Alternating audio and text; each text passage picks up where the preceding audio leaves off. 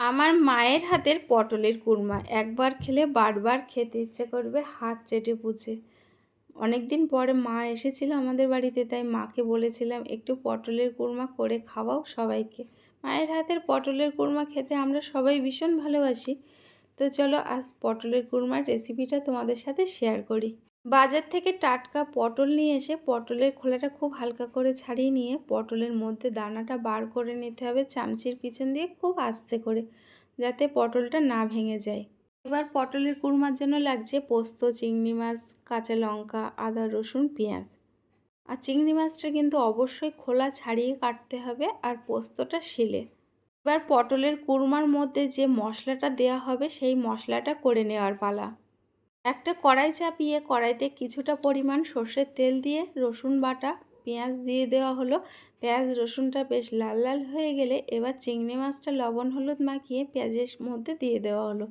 পেঁয়াজ রসুন আর চিংড়ি মাছটা বেশ ভাজা ভাজা হয়ে গেলে এবার এর মধ্যে মশলা দেওয়ার পারলাম। মশলা বলতে এর মধ্যে কাঁচা লঙ্কা আর আদা বাটা।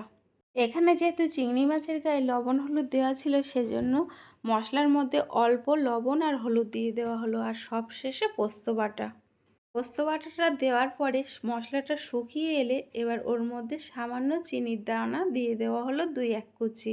মশলাটা একদম শুকনো করে নেওয়া হবে। এবার মশলাটা শুকিয়ে এলে কড়াইটা থেকে মশলাটা নিয়ে নেওয়া হবে, কিছু সময় ঠান্ডা করতে দেওয়া হবে।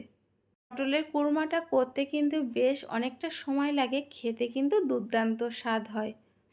কড়াই থেকে মশলাটা আমরা নামিয়ে নিয়েছি। এবার মশলাটা ঠান্ডা হয়ে গেছে।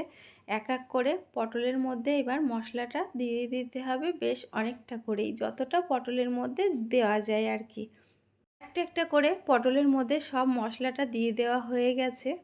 এদিকে একটা কড়াই চাপিয়ে কড়াইতে সর্ষের তেল দিয়ে এখানে একটা একটা করে পটলগুলো দিয়ে দেওয়া হবে। আর অবশ্যই করে পটলের মুখটা কিন্তু ওপর দিকে রেখে দেওয়া হবে। আর খুব আস্তে আস্তে করে পটলটা লাল লাল করে ভেজে নিতে হবে এখানে। আর একটা কথা, এখানে পটলটার মুখটা যেটা কেটেছিলাম সেটা কিন্তু একদম ফেলে দেওয়া যাবে না। পটলের মুখটা কিন্তু মশলাটা দেওয়ার পরে পটলের মুখে কিন্তু লাগিয়ে দিতে হবে। এখানে কিন্তু মশলাটা বেরিয়ে যায়, তবুও কিন্তু ঢাকনাটা দিয়ে দিতে হবে। আমাদের পটলগুলো ভাজা কমপ্লিট হয়ে গেছে। এবার পটলের ঝালটা করার জন্য কড়াইতে রসুন, পেঁয়াজ, একটু জিরের গুঁড়ো, ধনের গুঁড়ো, লবণ, হলুদ, লঙ্কা তো আছেই, দিয়ে দেওয়া হলো। এবার ওপর থেকে সামান্য জল দেওয়া হলো। এখানে কিন্তু খুব বেশি জল দিলে হবে না, এখানে কিন্তু পটলটা ভাজা কমপ্লিট, ভিতরের মশলাটাও তো আমাদের হয়ে গেছে। এজন্য অল্প জল দিয়ে এবার ঝোলটা হয়ে গেলে ওর মধ্যেও সামান্য চিনি দিয়ে দিতে হবে।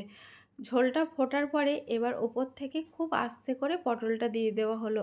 রেসিপিটা তোমাদের কেমন লাগলো জানি।